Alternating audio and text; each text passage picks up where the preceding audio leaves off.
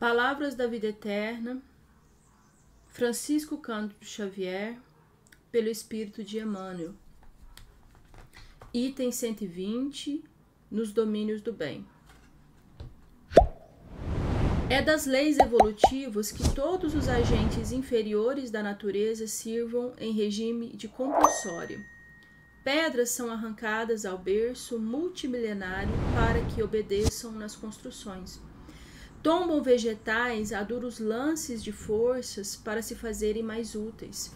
Animais sofrem imposições e pancadas a fim de se entregarem à prestação de serviço. Alcançando, no entanto, a razão por atestado de madureza própria, o espírito é chamado ao livre-arbítrio por filho do Criador que atingiu a maioridade da criação. Chegado a esta fase, ilumina-se pela chama interior do discernimento para a aquisição das experiências que lhe cabe realizar, de modo a erguer seus méritos, podendo, em verdade, escolher o caminho reto ou sinuoso, claro ou escuro, em que mais se apraza. Reflete, pois, na liberdade íntima e pessoal de que dispões para fazer o bem, amplamente, ilimitadamente, constantemente. Escrevendo a Filemon, disse Paulo: mas nada quis fazer sem o teu parecer, para que o teu benefício não fosse como por obrigação, mas espontâneo. Assim também o Divino Mestre para conosco, aqui e ali, propõe-nos de maneira direta ou indireta ensinamentos e atitudes, edificações e serviços espera sempre por nossa resposta voluntária, de vez que a obra da verdadeira sublimação espiritual não comporta servos constrangidos. Meus irmãos, essa lição, é extraído dessa obra psicografada do Francisco Cândido Xavier, onde Emmanuel pega trechos evangélicos e ele explica à luz da doutrina espírita. E nessa lição, nos domínios do bem, Emmanuel vai nos lembrar da nossa jornada espiritual. Como assim essa jornada espiritual? Se hoje nós nos encontramos como espíritos reencarnados ou desencarnados, nós passamos por outros estágios evolutivos, desde o reino mineral, do reino vegetal, do reino animal, até chegar aqui no reino hominal, onde nós deixamos de ser impulsionados compulsoriamente a evoluir, como trouxe aqui alguns exemplos, Emmanuel, onde em cada reino nós somos compelidos a auxiliar no bem comum, mas quando a gente já atinge uma maturidade espiritual, a gente nos é permitido reencarnar como espíritos, ou seja, um princípio inteligente da criação, que a partir desse momento nós temos o livre-arbítrio de escolher as nossas atitudes e trabalharmos, caminharmos até o Pai, por vontade nossa. E essa vontade, ela determina o tempo de chegada até o Pai, determina as experiências que nós vamos ter. E lembrando vocês, que talvez quem está assistindo esse vídeo vai saber, ou se você está assistindo e não conhece a doutrina espírita, nós estamos vivendo a terceira revelação, que é o Consolador Prometido. Ou seja, já é o terceiro chamado do Pai para que nós possamos ir até Ele. Lembrando que nós tivemos o período da primeira revelação, que foi o decálogo de Moisés, depois o próprio Jesus veio trazendo a lei de amor, mas Jesus disse que nem todo mundo naquele momento teria condições de entender aquilo que ele estava falando, e muitas coisas iam ser interpretadas incorretamente, que ele viria no segundo momento trazendo o Consolador Prometido para que pudesse todas as coisas serem esclarecidas. E aí, né, no século XIX, no período do Iluminismo, quando todas as ciências estavam afloradas, basicamente, né, no centro científico mundial, na França, né, com o Hippolyte Denisard Rivail, ou seja, o Allan Kardec, ele conseguiu codificar a doutrina espírita por conta de diversos fenômenos que estavam acontecendo ao redor do mundo, que veio e compilou as 5 obras básicas da doutrina espírita. Então, a reflexão que eu quero trazer para nós dentro desse momento, que é um convite a princípio para mim, porque eu abri aleatoriamente Palavras da Vida Eterna e quis compartilhar a reflexão dessa leitura com todo mundo, é que nós temos o poder da escolha. E hoje nós sabemos que nós estamos vivendo um período de transição planetária, um período de extremo obstáculo para o espírito, mas também uma oportunidade única de crescimento espiritual. A gente tem que lembrar também o seguinte, que a evolução ela não se dá em degraus como a gente pensa que didaticamente as coisas acontecem. Eu sou educadora e eu posso afirmar para todos os mundos que nós organizamos a educação, o aprendizado nosso de forma sistemática em séries, 1º, 2º, 3º, ensino infantil, ensino médio, ensino fundamental, ensino superior, mas na verdade não existe uma subdivisão para que você possa realmente, de fato, falar assim, eu venci esse ano e eu posso dizer que eu aprendi, porque o aprendizado se dá de forma cíclica, de forma mais abrangente. E nesse contexto, assim também se dá no nosso crescimento espiritual. Então, por isso que eu quero nesse vídeo lembrarmos da história, por exemplo, de Saulo de Tarso, que era, né, impiedoso, autoritário e arbitrário, né, senhor da lei no período cristão, e ele que iniciou a perseguição aos cristãos, né, mandando matar Estevão. Né? E ali desencadeou uma série de eventos seculares em torno da perseguição aos cristãos. No entanto, em uma encarnação, pela decisão de Saulo, após encontrar Jesus na estrada de Damasco, ele se tornou um exemplo de transformação moral em uma encarnação, ou seja, ele se catapultou de forma da evolução. Porque se a gente fosse racionalmente parar para pensar na quantidade de situações dolorosas que Saulo trouxe e repercutiu ao longo dos séculos, dentro do nosso pensamento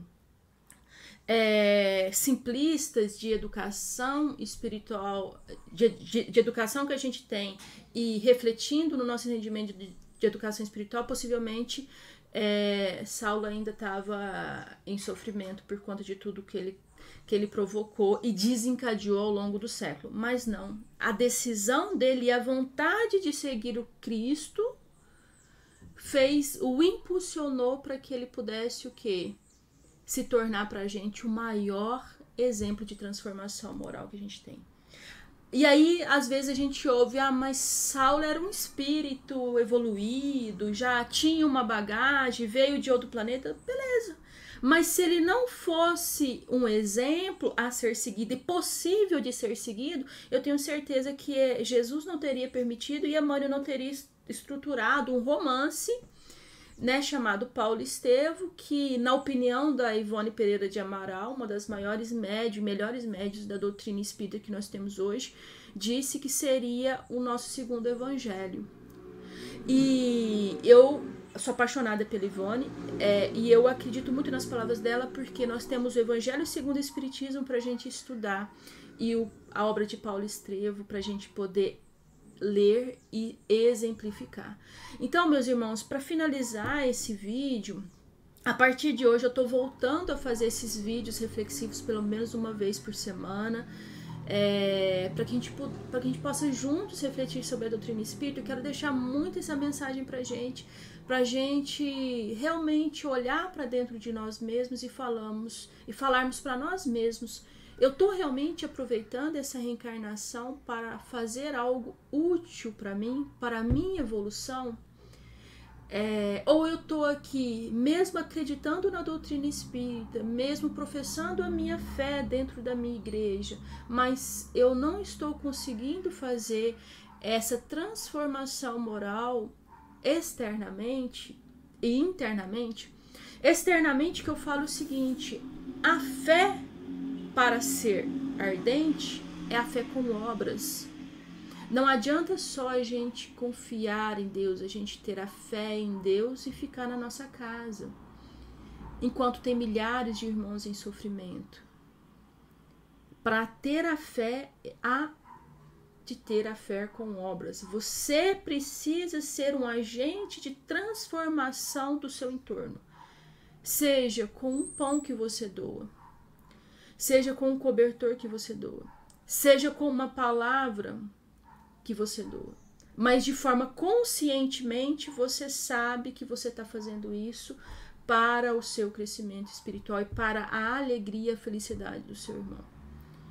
E é nesse momento, quando você assume essa responsabilidade de transformar o seu entorno, de ser esse agente de transformação, você vai ter contato com você mesmo e verificar dentro de você tudo aquilo que você tem ainda de reconstruir dentro de você, mas também que tem condições de reconstruir com você. Vou citar um exemplo. Já tem alguns anos que eu, junto com os amigos, nós fazemos uma atividade assistencial. Ela começou simplesinha, um pouquinho antes, alguns meses ou um mês antes da pandemia, entregando 100 cachorros quentes por mês para moradores de rua. E hoje nós temos várias atividades divididas ao longo de 3 finais de semana aí durante o mês, desde entrega de cesta básicas, entregas de cachorro-quente, de roupa, de verdura, de pão com mortadela, enfim, é um trabalho assistencial que foi ao longo do tempo crescendo.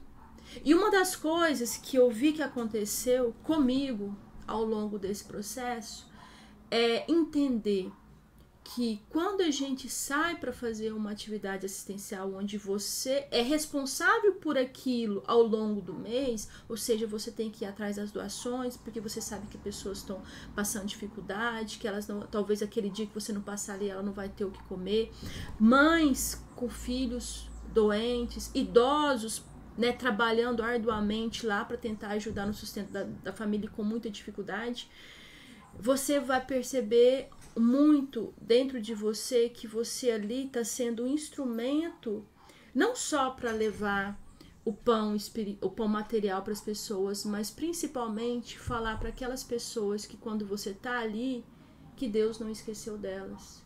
Você está dando a esperança para as pessoas. Então, muitas das vezes, durante esse período, eu me pegava no domingo, eu estou fazendo esse vídeo no domingo, e eu recebia várias mensagens de mães, de idosos, às vezes solitários, me ligando, chorando porque estava sozinho, porque não tinha ninguém para conversar, de fulano pedindo ajuda aqui agora porque as coisas estavam acabando, e eu virava e falava assim, caramba, gente, me dá sossego pelo menos no domingo.